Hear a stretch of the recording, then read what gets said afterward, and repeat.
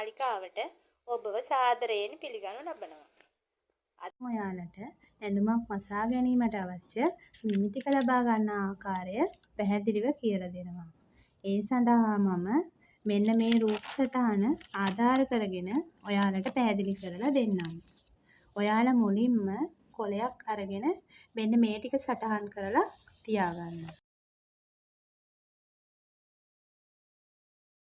හරි. අපි බලමු යාළුවනේ උරහිසමින්ම ලබා ගන්නේ කොහොමද කියලා.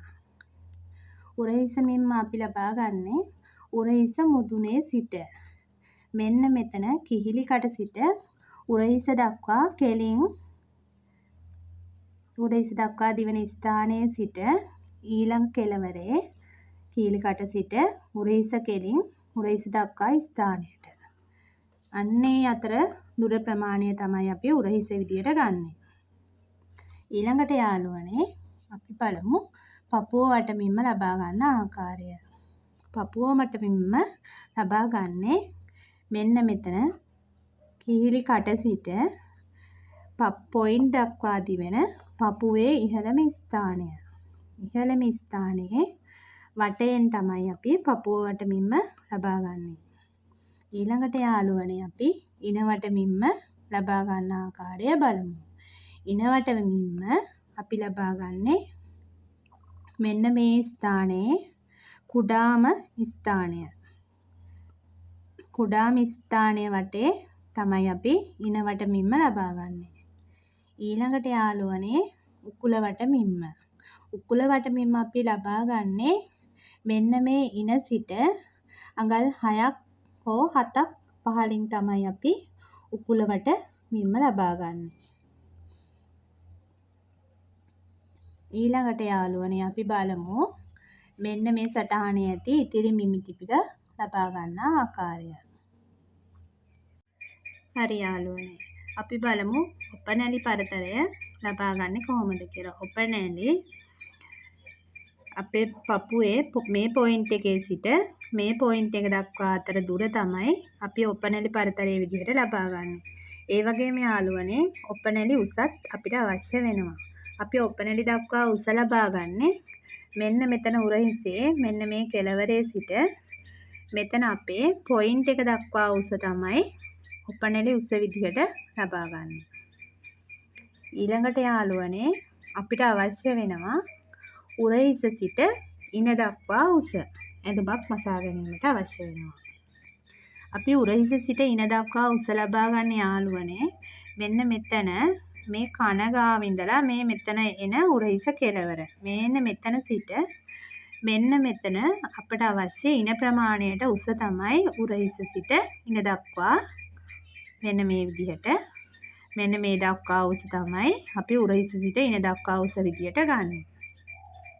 ඊළඟට යාළුවනේ අපට අවශ්‍ය වෙනවා ගවුමක් මසා ගන්න නම් ඉන සිට සාය උස.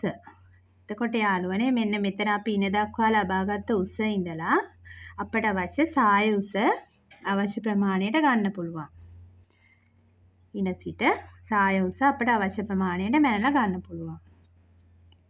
ඊළඟට යාළුවනේ අපට අවශ්‍ය වෙනවා අත උස මිම්ම.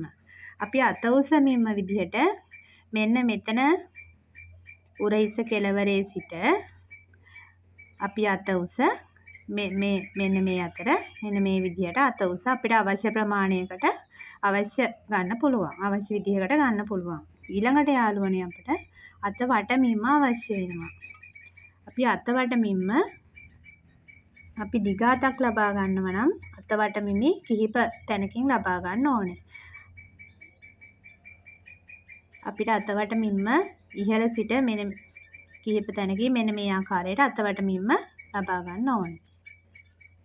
ඊළඟට යාළුවනේ කරවට මිම්ම. කරවට මිම්ම අපි ලබා ගන්නේ මෙන්න මේ කෙළවරේ සිට මෙන්න මේ ආකාරයට අපට අවශ්‍ය කරවට ප්‍රමාණය මැන ගන්න පුළුවන්. කර පළල විදිහටත් ඒක අපිට ගන්න පුළුවන්. ඊළඟට යාළුවනේ අපිට අවශ්‍ය කර ගැඹුර. කර ගැඹුර ප්‍රමාණය අපි මේ මෙතන කෙළවරේ සිට අපිට අවශ්‍ය කර ගැඹුර මෙන්න මේ ආකාරයට මැනලා ලකුණු කරගන්න පුළුවන්. කර ගැඹුර. ඒ විදිහට තමයි යාළුවනේ අපිට ඇඳුමක් මසා ගැනීමට අවශ්‍ය මූලික මිමි ටික අපි මේ විදිහට ලබා ගන්නෙ.